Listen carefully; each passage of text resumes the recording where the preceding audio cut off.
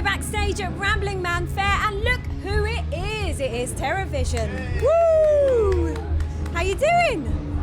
Good, thank you. Yeah. Really good, Kylie. How are you? Very good, thank you. Now that you guys are here, it's like we haven't had so many people in the studio, so this is quite nice having 4 very hot men. Yes. We come as a package, as it were. Yeah. You didn't do a 4-seater bail. No, And we are very exactly. hot. You are very hot, exactly. It's wonderful weather. I mean, how do you feel about playing at a festival?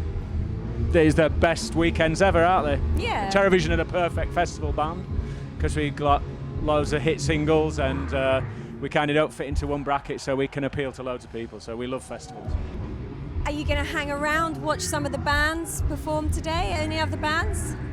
Well, we travelled overnight and we woke up here in this beautiful field down at Ramblin Man Fair, and it's a wonderful place to wake up, I must say. So you travelled overnight so you could get here early to catch some of the other bands? Yeah. Is it? Well, Wow, we I were love it. playing last night. Dedication, so, I love yeah, it. Absolutely, yeah. We've seen all the bands so far. There's only been one, but we've seen them all. Do you have any festival survival tips?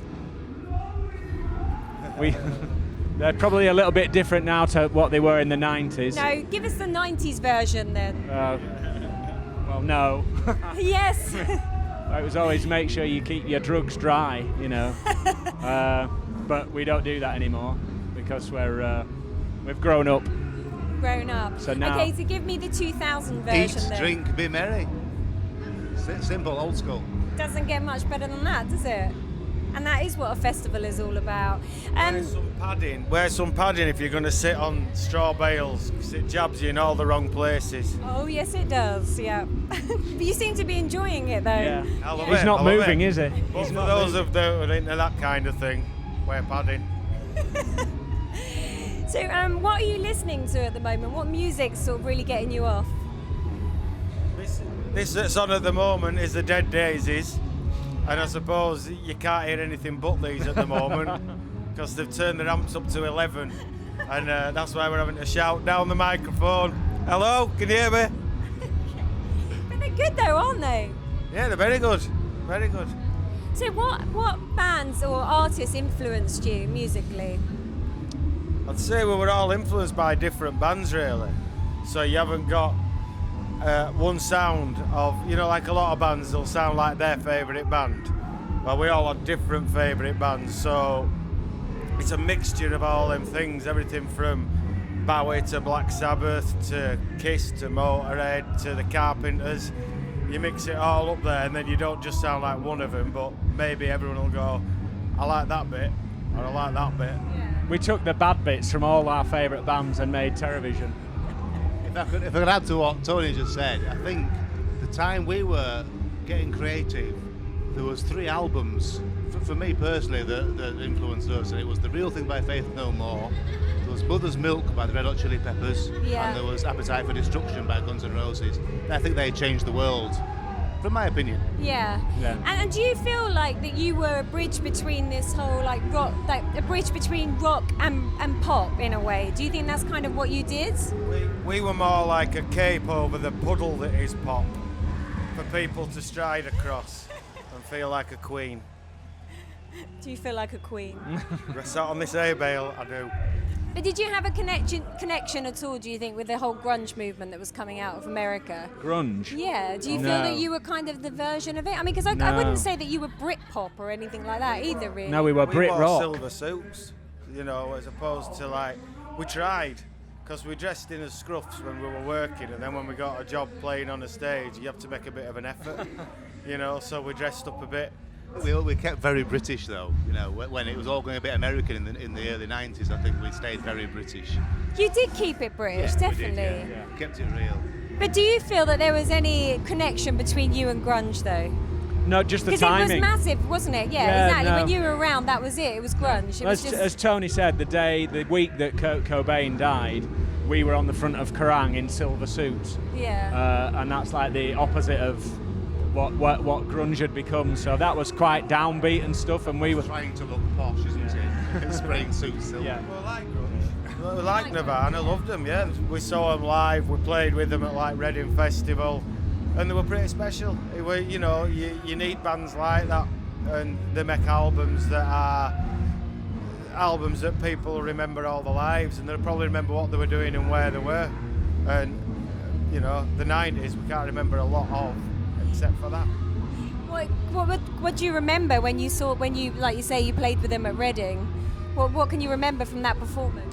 I remember seeing Kurt being wheeled backstage in a wheelchair in a doctor's thing. I think we were wearing rubber trousers. I remember trying to skid on my knees and it don't work, it just pulls your pants down. What are you going to wear on stage today? Anything? What are you wearing? The suits and the rubber. What's up with the way we are now? You look lovely. Sports grunge. And I love the Lemmy. Very nice. Are you a big Motorhead fan? Do you know, I like some Motorhead, but I like some of everything. I don't particularly like all of one thing, or, you know. We did a European tour with Motorhead in 1993, so we were well versed in living their life, and yeah, that was a bit of a mad tour, as you can imagine. You survived? We survived. We came out the other side, just. We had to start shaving when we got home, though. It changed us irrevocably. You became men overnight after being on the road with Motorhead. I love it. Yeah, fair enough. So what's happening next for you guys? What are you going to be up to? What are you doing? We're doing a couple of festivals during the summer, but then in November we're going to do a tour around the UK, which is going to be celebrating the 20th anniversary of our album Regular Urban Survivors. So we're going to play the entire album from start to finish. I love it when bands do that. It's a good. I think that's almost how an album should be heard. Yeah. You know, it's in its entirety. Is it the first time you've done that before? No, we actually did it with our How to Make Friends and Influence People album. But you know, these anniversaries just keep on coming, don't they? So it's which you've got to be grateful for, because the opposite is not so great. Yeah, no, it's good. It's good. So that'll be fun. So playing an album back to, from start to finish, I mean, how is that? Because obviously there's some tracks on there that you probably might go, oh no, we've got to play that live, and it just doesn't work. How do you approach that? The hardest part is when you have to turn the record over. Doing that live, when you have to turn the record over, doing that live is quite difficult. So you just sort of turn around and face the back of the stage for the B-side. But no, we didn't write songs we didn't like. And we put the songs that we liked on the albums.